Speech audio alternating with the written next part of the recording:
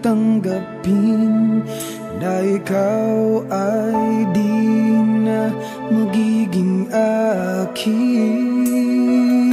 Sa lahat ng bagay sa mundong ito, wala nang higit pa sa pag-ibig mo. Kung